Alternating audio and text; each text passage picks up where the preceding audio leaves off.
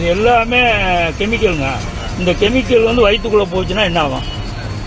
நீங்கள் சாப்பிடுவீங்களா? முதல்ல இது பொதுமக்களுக்கு கொடுக்குறீங்க. ஒரு 10 நாளில் இருக்கக்கூடிய பழம் 1 மாதம் கூட அப்படியே இருக்கும், பார்க்குறதுக்கு அப்படியே இருக்கும், பட் உள்ளே கெட்டு போயிடும். இந்த மாதிரி ஆப்பிள், மெழுகு ஆப்பிள் வாங்காதீங்க, ஃபுல்லாக விஷங்க. மெழுகு காய்ச்சி அதில் முக்கி இந்த ஆப்பிளை பூரா முக்கி எடுத்துக்கலாம். பளிச்சுன்னு தெரியுதுங்க, நீங்கள் அதை வாங்கி விற்கிறீங்க.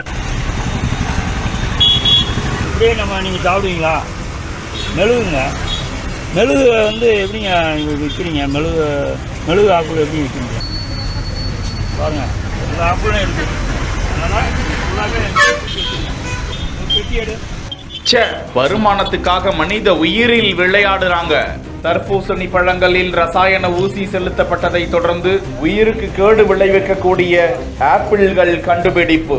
இந்த மாதிரி ஆப்பிளை வந்து பொதுமக்களுக்கு விற்றீங்கன்னா என்ன ஆகும்? ஃபுல்லாகவே மெழுகு. கையும் களவுமாக பிடித்த உணவு பாதுகாப்புத்துறை அதிகாரிகள்.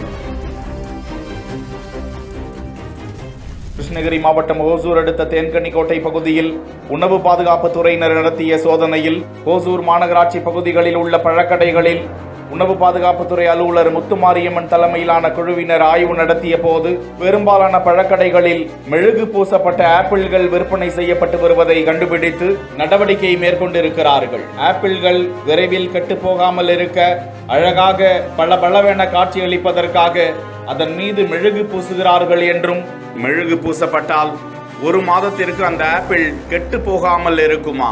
அதனை சாப்பிடுபவர்களுக்கு உணவு குழாயில் செரிமானமாகாமல் அப்படியே படிந்துவிடும் என எச்சரிக்கும் உணவு பாதுகாப்புத்துறை அதிகாரிகள் ஆப்பிளை வாங்கி வந்து நீரில் போட்டு கழுவி மெழுகை வெளியேற்றிவிட்டு சாப்பிடுவதுதான் நல்லது என உணவியல் நிபுணர்கள் கூறுகிறார்கள். முக்கியமாக அந்த பகுதியில் இது போன்ற ஆப்பிள்களை மொத்தமாக விற்கும் நிர்வாகத்திற்கு நோட்டீஸ் அனுப்பப்படும் என்றும், தொடர்ந்து இது போன்ற ஆப்பிள்களை விற்போர் மீது கடுமையான நடவடிக்கை மேற்கொண்டு கடைகள் இழுத்து மூடி சீல் வைக்கப்படும் எனவும் அதிகாரிகள் எச்சரிக்கை விடுத்துள்ளது குறிப்பிடத்தக்கது.